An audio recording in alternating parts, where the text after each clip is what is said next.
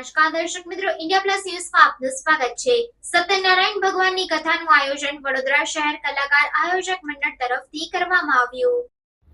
વડોદરા શહેર કલાકાર આયોજક મંડળ તરફથી પવિત્ર શ્રાવણ માસમાં છેલ્લા ઘણા વર્ષોથી સત્યનારાયણ ભગવાનની કથાનું આયોજન કરવામાં આવે છે, જેમાં વડોદરા શહેરના અકોટા સ્થિત સર સયાજીનગર ગૃહમાં મહારાજ હરનીશ શુક્લાની ઉપસ્થિતિમાં સત્યનારાયણ ભગવાનની કથાનું આયોજન કરવામાં આવ્યું હતું, જેમાં વડોદરા કલાકાર આયોજક મંડળના પ્રમુખ ભાસ્કરભાઈ પંડ્યા, ઉપપ્રમુખ તુષારભાઈ પરીખ સાથે ફણકાર ક્લબના singer Milan Shah, anchor Dhaivaj Joshipura, singer Jayendra Shah, singer Manish Soni, singer Nilesh Parmar, singer Girish Kavishwar, singer Kumar Harshil, anchor Montu Malek, Jagrut Patel, Subhash વ્યાસ સહિત સુરેશભાઈ સાઉન્ડવાળા તેમજ વડોદરા શહેરના સાઉન્ડ ટેકનિશિયનો, સ્ટેજ ટેકનિશિયનો સાથે કાર્યક્રમના આયોજકો અને કલાકારો ઉપસ્થિત રહ્યા હતા। Reporter Dhavalsinh Solanki, India plus news, Vadodara. વડોદરાના કલાકાર આયોજક મંડળ તરફથી આજે કથાનું આયોજન કરવામાં આવ્યું છે।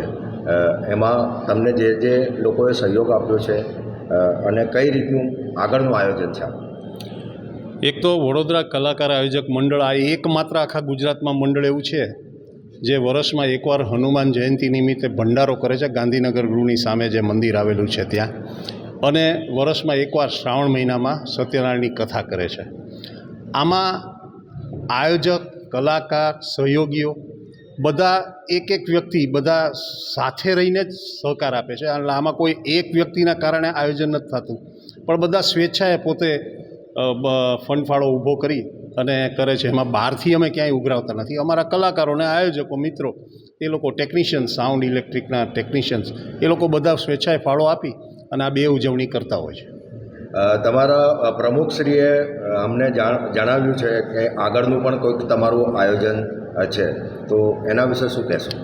એમાં એવું છે કે મંડળ અત્યારે ઓર્ગેનાઇઝ રીતે ચાલે એ માટે થોડુંક ભંડોળ ભેગું કરવું જરૂરી છે। તો એક વાર્ષિક મેમ્બરશીપ જેવું ઉઘરાવી શહેરના જેટલા પણ કલાકાર આયોજકો કે ટેકનિશિયન્સ છે એને એક મંચ ઉપર લાવવા, કોવિડ જેવો સમય આવ્યો હતો અને એવો ભવિષ્યમાં આવે તો આ એક ઓર્ગેનાઇઝ સેક્ટર સરકાર પાસે કંઈક મદદની આશા રાખી શકે, કારણ કે કોવિડમાં બધું અમે બહુ અનુભવ્યું છે। તો એક ઓર્ગેનાઇઝ સેક્ટર બનાવવા માટે થોડું ફંડ જોઈશે કે બેઝિક આયોજન કરવામાં જે ખર્ચો આવતો એને પહોંચી વળવામાં મેજર અમારા બે આયોજન રહેશે, પણ ભવિષ્યમાં જો ફંડફાળો સારો ભેગો થશે તો બીજા પણ આયોજન કરી શકશું। આપનો પરિચય? હું ધૈવજ જોશીપુરા, શહેરનો એન્કર અને એક્ટર છું। આજે વડોદરાના આર્ટિસ્ટો તરફથી શાનું આયોજન છે?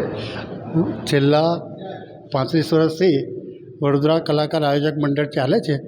1997થી આ મંડળ ચાલે છે। એમાં છેલ્લા 35 વર્ષથી અમે કથાનું આયોજન કરીએ છીએ અને હનુમાન જયંતિ વખતે ભંડારાનું પણ 35 વર્ષથી આયોજન કરીએ છીએ। વડોદરાના કલાકારો, આયોજકનો, ટેકનિશિયનો, સાઉન્ડ સિસ્ટમ બધા જ આગળ પાછળના બધા કલાકારોને અમે સાથે મળીને એક કુટુંબ તરીકે બધા ભેગા થઈને આ કાર્યક્રમનું આયોજન, અમારા ત્યાં મોટા મોટા આયોજકો પણ છે અને વડોદરામાંથી મોટા થયેલા કલાકારો પણ અત્યારે અમારી સાથે છે અને અડધા મુંબઈમાં પણ છે ને ઘણા પ્લેબેક સિંગર પણ બન્યા છે। વડોદરાના મોટા મોટા કલાકારો અને આયોજકો અને એનાઉન્સરો બી છે। જે તમે યુનાઇટેડ વેના ગરબા સાંભળતા હશો એમાં જે એનાઉન્સમેન્ટ કરે છે મિસ્ટર જયવંતભાઈ જોશીપુરા, એ મારા અંગત મિત્ર છે ને અહીં આવ્યા બી છે।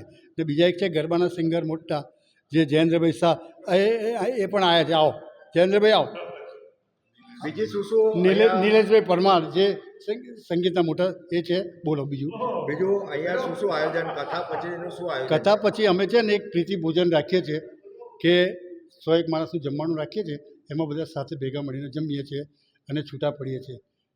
વર્ષમાં એકબીજા આર્ટિસ્ટો અને કલાકારો અને આયોજકો એકબીજાને મદદરૂપ થાય એવી વાતચીત કરીએ છીએ અને ભવિષ્યમાં શું કરવાનું છે એને માટેનો વિચાર કરીએ છીએ।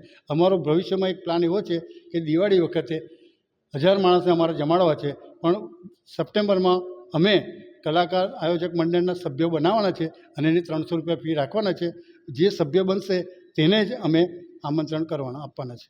આજની આ કથાના મુખ્ય આયોજકો અને તમારા જે સ્પોન્સરો છે એ એમનું નામ. અમારા બધા જ અમારા કલાકારો સ્પોન્સર છે અને બધા આયોજકો સ્પોન્સર છે એવું સમજીને કોઈ પાસે ફંડ લેવામાં આવતું નથી, પણ જે સ્વેચ્છાએ આપે છે તે ફંડ અમે લઈએ છીએ, સ્વીકારીએ છીએ અને વધુ પડતો ખર્ચો મંડળ તરફથી કરીએ છીએ. આપનો પરિચય? મારો પરિચય ભાસ્કર પંડ્યા, વડોદરા. એક નાનો અમથો આયોજક છું, કાર્યક્રમનો આયોજક છું અને પ્રમુખ છું, મંડળનો પ્રમુખ છું. કરી પછી પ્રસાદ કરી રાત્રે મોડી પોતાને ઘેર ગઈ. એક વખતે માતાએ તળાવને કન્યાને પ્રેમથી પૂછ્યું કે હે પુત્રી, રાત્રે તું ક્યાં રહી હતી? તારા મનમાં શું ચાર છે? તળાવની કન્યા ઉત્તમ બુદ્ધિ હતી. પોતાની પાસેનો પ્રસાદ પોતાની માતાને આપ્યો અને પછી જણાવ્યું કે હે માતા, બ્રાહ્મણ વાક્ય સાથે માણીને શ્રી હરશ્રી ભગવાનની કથા કરવા તત્પર બની. પત્રશાસ્ત્રીએ પોતાના સગા સંબંધની સંપત્તિને પૂર્ણ કરી ભગવાનને પ્રાર્થના કરી, હે પ્રભુ, મારા પતિને તમારે પ્રેરણે પોતાને ઘેર આવે. મારા પતિનું મને જે કંઈ લાભ થઈ છે તે ક્ષમા કરાવવાની યોગી છું. હું તેના સંતોષ પામી સત્યનારાયણ મહારાજ નમસ્કાર.